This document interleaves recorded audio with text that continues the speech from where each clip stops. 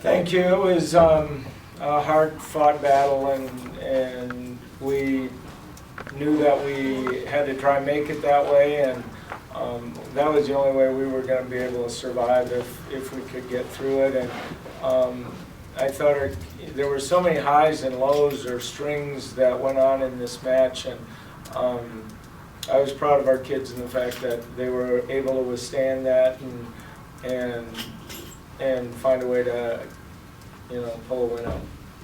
Okay, questions? Coach, when they won the second game and sat and made it 1-1, you guys just came out like you were just starting fresh, and there was no momentum change or anything. You just took over again.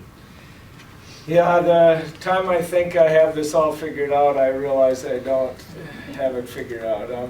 I thought we were fortunate to get back in game one and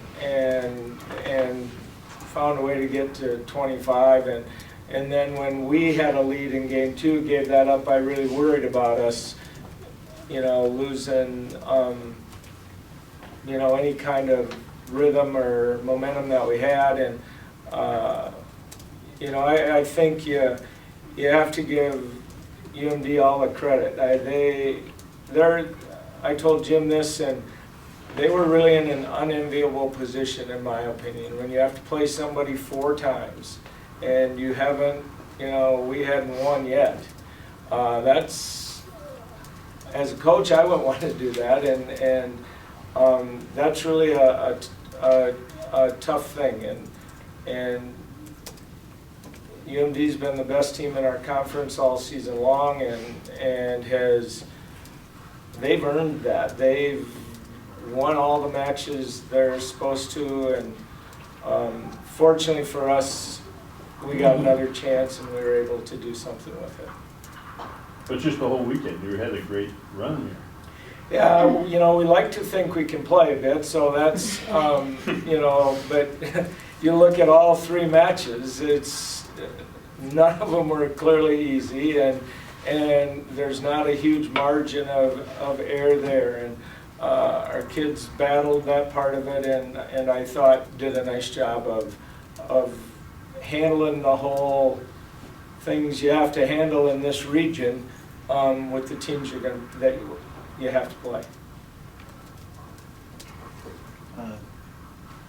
Isha,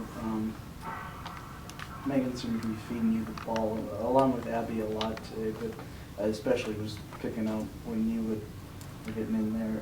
What was it that you saw that was working so well for you tonight? I kind of just saw, I had an idea that I'd have 2 blockers at all times, and I kind of just honestly just thought to swing to score, and if it didn't work out, then we'll just keep trying, and I just she had confidence in me, and I had confidence in her giving me the ball, and just. Sure, Abby, you had 14 kills too. What was it for you and what's working so well? I think it was just important to take every opportunity that I had to score, and when it didn't work out, try something else. I thought it was important to see what the block was giving me and try to cut around it and just try to find opportunities to score every time. To any of the players, talking defensively now, you held a prolific UMD offense to a hitting percentage of 155. Can you just comment on that and just, what you saw in their game plan and how you were able to take them out of their system time and time again? I think anytime playing a good team like UMD, we expect them to just not give up on hitting, and they're going to come at us and put pressure on us all the time. I think a good thing that we did was we saw where our block was at, and then we were always around that. We didn't go behind the block. And I think just battling, we always say UMD wins a lot of those just hustle plays, and tonight we knew that we had to do the same thing. So I think it just came to heart and hustle, and to UMD's credit, they did the same thing, and some of them just worked out our way. Coach, was there a specific point in the match where you feel like the momentum was firmly on your side? Never. Background. Coach volleyball too long to know better. If you get fleeting thoughts that something might work the way you want it to work, you try to get out of that zone, because it just can never. I never felt secure until, you know, the final match point hit the floor, and you know, that's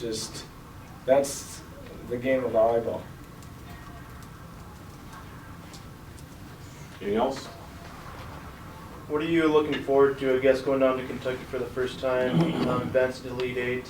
What are you going to be preparing for down there in the next few weeks here, Coach?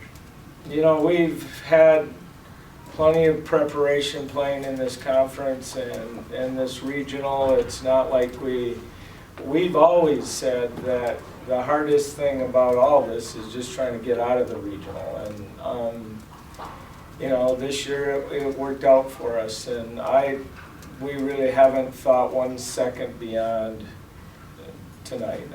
So we'll enjoy this and then see what's in store probably starting tomorrow.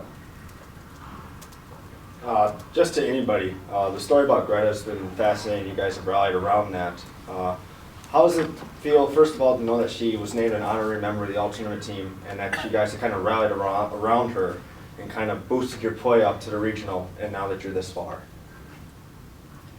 Greta is a special girl, and I mean that wholeheartedly. She's probably one of the nicest, sweetest people I've ever met, and I think she went into this just thinking, you know, I'm fine and I'm part of this team, and we knew that volleyball was her number one priority just as much as it was ours, and we know that she's always going to be there for us and we're always there for her, and it just feels good that people can see that she really has a good heart. And with that, we just kind of took it and used it for more momentum in the game and did it for her.